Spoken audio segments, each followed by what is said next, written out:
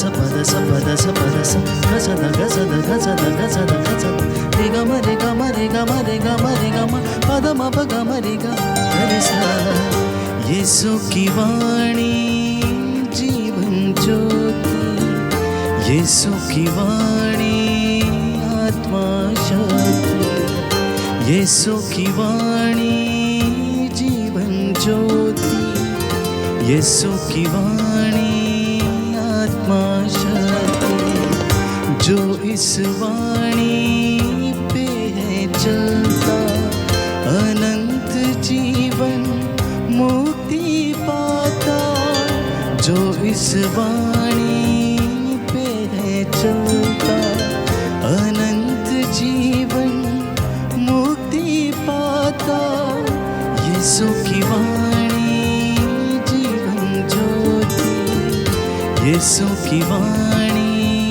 आत्मा शक्ति यीशु की वाणी जीवन ज्योति यीशु की वाणी आत्मा शक्ति। शनिवार पहला पाठ सामुएल का दूसरा ग्रंथ अध्याय 7 वचन संख्या 4 से 5, 12 से 14 और 16। प्रभु की वाणी नातान को यह कहते हुए सुनाई पड़ी, मेरे सेवक दाऊद के पास जाकर कहना, प्रभु ये कहता है, जब तुम्हारे दिन पूरे हो जाएंगे और तुम अपने पुरखों के साथ विश्राम करोगे, तो मैं तुम्हारे पुत्र को तुम्हारा उत्तराधिकारी बनाऊंगा और उसका राज्य बनाए रखूंगा। वह मेरे आदर में एक मंदिर बनवाएगा और मैं उसका सिंहासन सदा के लिए सुदृढ़ बना दूंगा। मैं उसका पिता होऊंगा और वह मेरा पुत्र होगा। तुम्हारा वंश और तुम्हारा राज्य मेरे सामने बने रहेंगे और उसका सिंहासन अनंत काल तक सुदृढ़ रहेगा। प्रभु की वाणी। ईश्वर को धन्यवाद। दूसरा पाठ रोमियो के नाम संत पौलुस का पत्र। उसने निराशजनक परिस्थिति में भी आशा रखकर विश्वास किया। ईश्वर ने इब्राहिम और उसके वंश को प्रतिज्ञा की थी कि वे पृथ्वी के उत्तराधिकारी होंगे। यह इसलिए नहीं हुआ कि इब्राहिम ने संहिता का पालन किया, बल्कि इसलिए कि उसने विश्वास किया और ईश्वर ने उसे धार्मिक माना है। वह प्रतिज्ञा विश्वास पर और इसलिए कृपा भी निर्भर रहती है। वह न केवल लोगों पर जो संहिता का पालन करते हैं, बल्कि समस्त वंश पर लागू होती है। उन सबों पर जो इब्राहिम की तरह विश्वास करते हैं। इब्राहिम हम सबों का पिता है, जैसा कि लिखा है, मैंने तुमको बहुत से राष्ट्रों का पिता नियुक्त किया है। ईश्वर की दृष्टि में इब्राहिम हमारा पिता है। उसने ईश्वर में विश्वास किया जो मृतकों को जिलाता है और शब्द मात्र कहकर चीजों की सृष्टि करता है।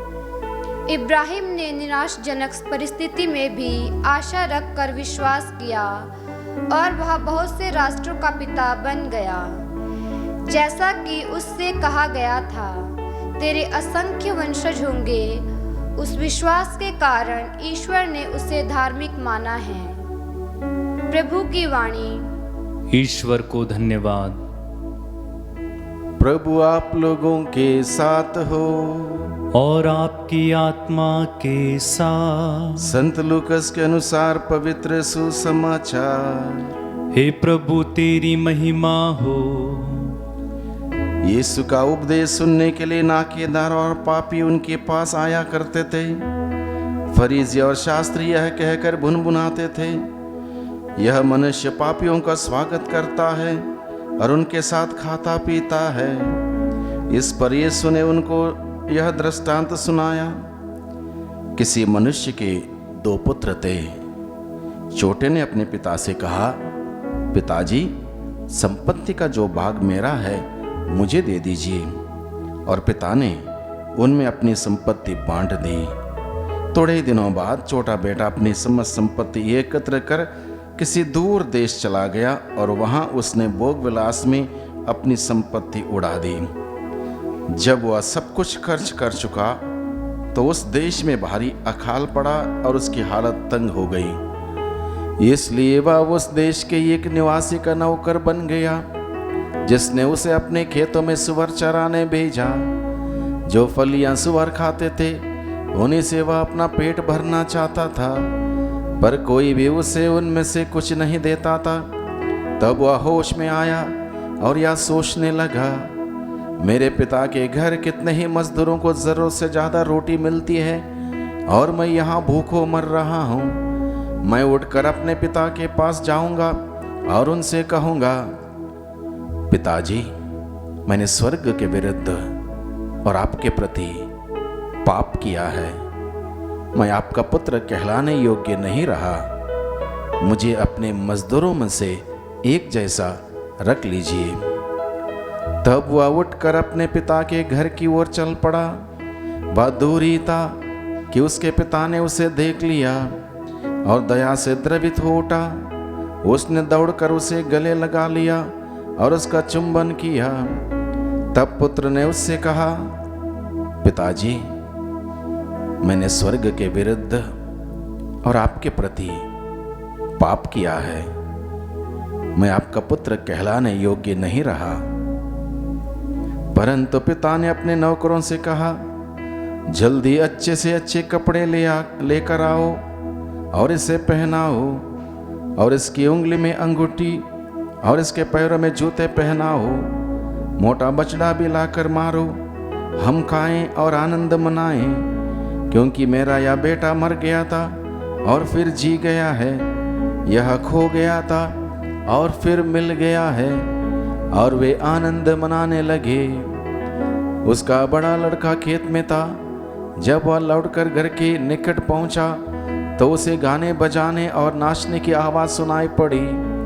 उसने एक नौकर को बुलाया और इसके विषय में पूछा। इसने कहा, आपका भाई आया है और आपके पिता ने मोटा बछड़ा मारा है, क्योंकि उन्होंने उसे भला चंगा वापस पाया है। इस पर वह क्रुद्ध हो गया और उसने घर के अंदर जाना नहीं चाहा।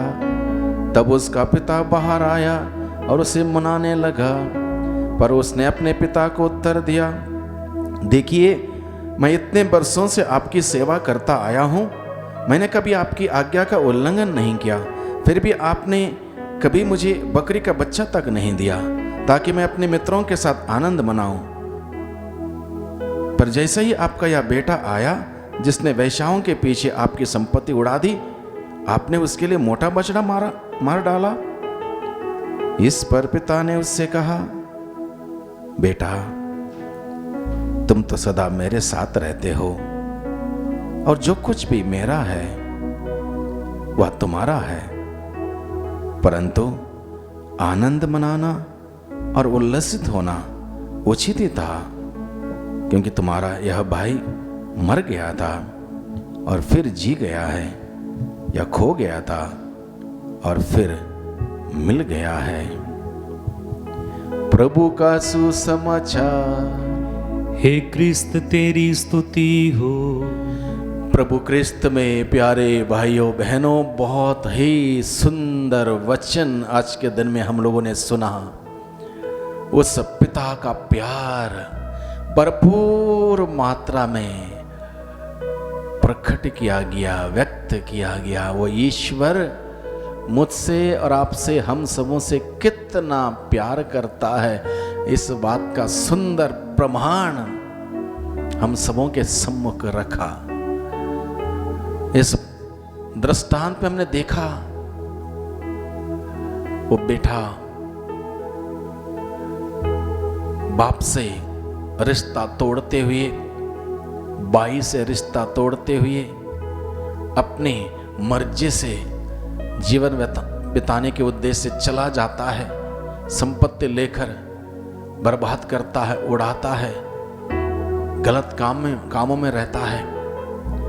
और इसी गलती करते करते, पाप करते करते करते वो नौकर बन जाता है।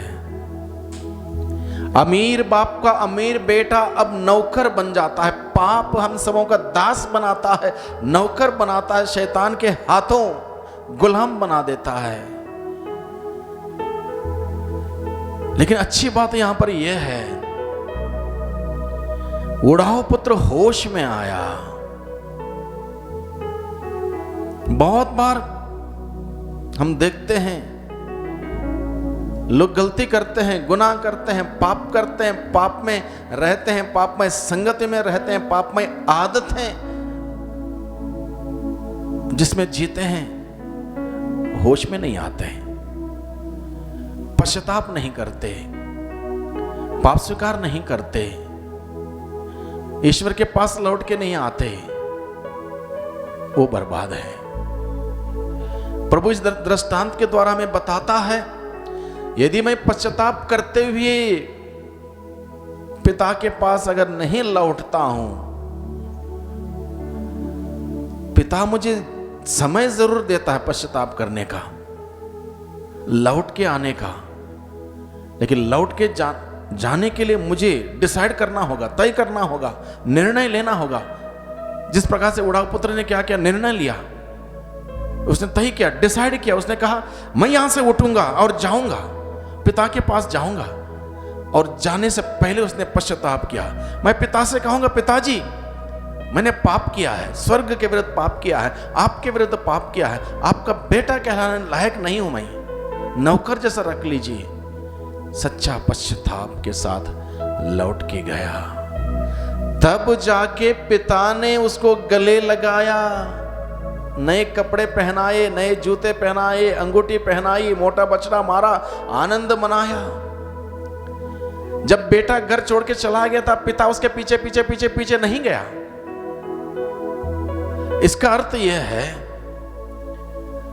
हम में से कोई भी व्यक्ति छोटे बेटे के भांति पाप करते हुए, गलती करते हुए, गुनाह करते हुए, अपराध करते हुए दूर जा सकते हैं, पिता से, एक दूसरे से दूर जा सकते हैं। लेकिन जब पश्चाताप के साथ लौटेंगे, सिर्फ तब हमें क्षमा मिलती है। अन्यथा वो दयावान ईश्वर, दया का सागर, प्रेम का सागर मुफ्त में हमें माफी नहीं देता। वो चाहता है हम माफी मांगे, वो चाहता है कि हम लौट के जाएं उसके पास। और 40 का ये समय, हर 40 में हम इस दृष्टांत को इसलिए हम पढ़ते हैं, इसलिए हमारे सम्मुख रखा गया है, इसकी गहराई हम जाने समझें, पश्चाताप करें, डिसाइड करें, उठें। जिस पापमय संगति में, पापमय आदतों में हम पड़े हैं, वहां से उठें, उठने का निर्णय लें, डिसाइड करें, जाएं पिता के पास।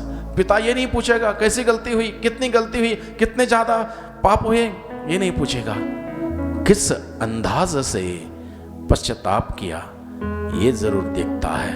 और पछतावे पर माफी मिलती है, बिना पश्चाताप का माफी नहीं मिलती। इसलिए इस उदाहरण के द्वारा प्रभु हमें बुलाता है कि वह ईश्वर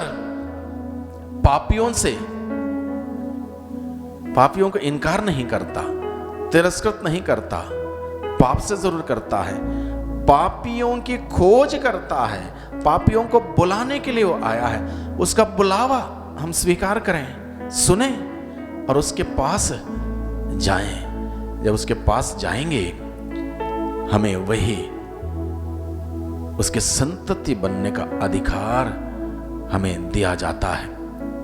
और एक बात आज के सुसमाचार में से, जो बेटा अब तक पिता के घर में ही था, पिता के साथ था, वो दया दिखाने के लिए तैयार नहीं, माफ करने के लिए तैयार नहीं, क्षमा करने के लिए तैयार नहीं। कभी कभी हमारे इसी एटीट्यूड से माफी नहीं देना, माफी नहीं मांगना, हम किसी कुछ भी हो जाए हम इस बात को छोड़ेंगे नहीं,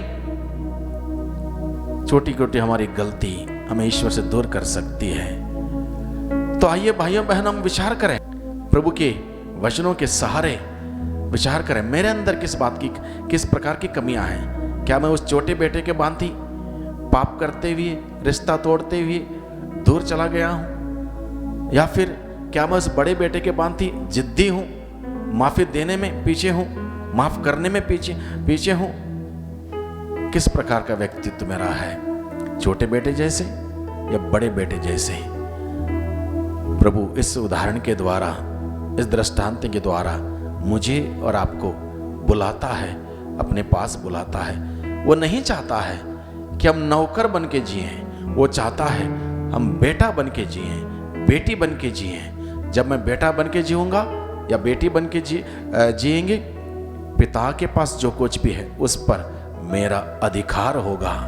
अधिकार के साथ हम पिता से मांग सकते हैं। इसलिए आइए भाइयों बहनों, हम आज के वचन के लिए प्रभु को धन्यवाद दें, प्रभु से प्रार्थना करें।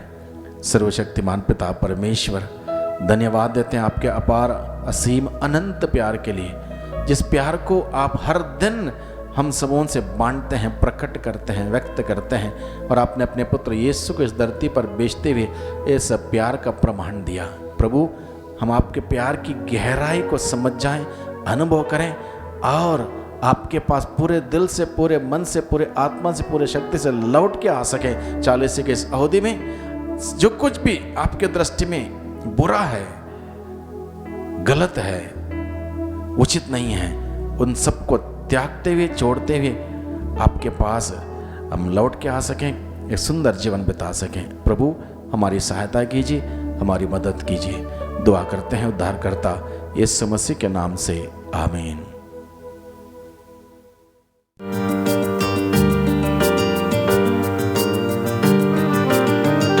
यीशु की वाणी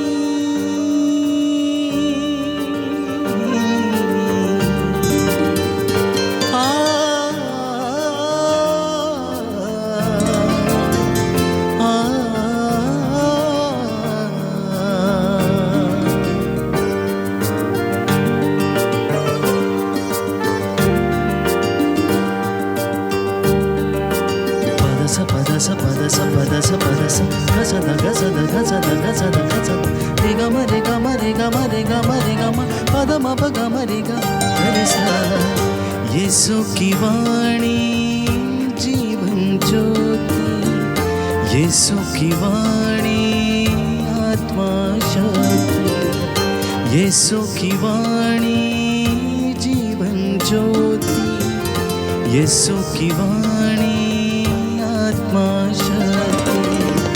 जो इस वाणी पे है चलता, अनंत जीवन मुक्ति पाता। जो इस वाणी पे है चलता, अनंत जीवन मुक्ति पाता।